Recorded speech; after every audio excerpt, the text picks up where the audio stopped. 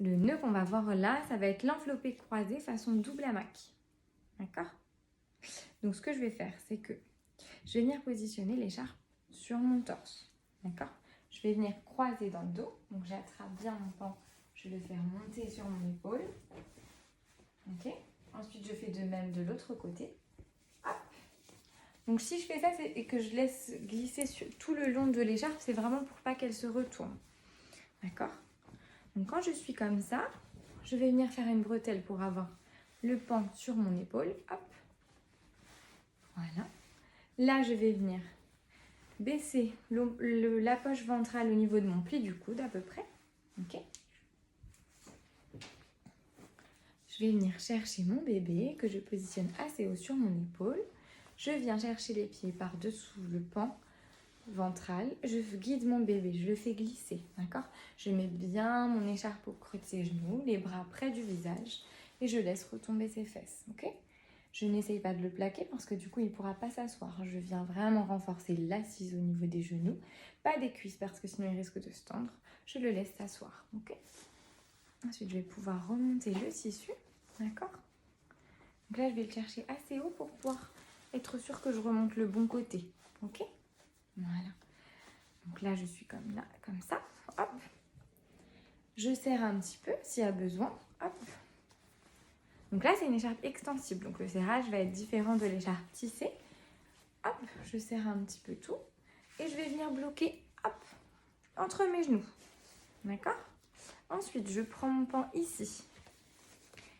Ce que je vais faire, c'est que je vais inverser le bord extérieur et le bord intérieur. Hop, je retourne, d'accord? Je vais venir placer le rebord au niveau de la nuque de mon bébé.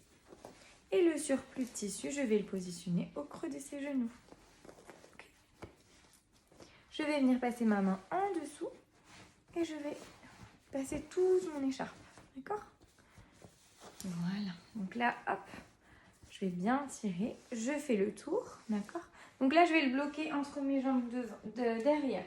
Je récupère mon tissu qui était entre mes jambes devant.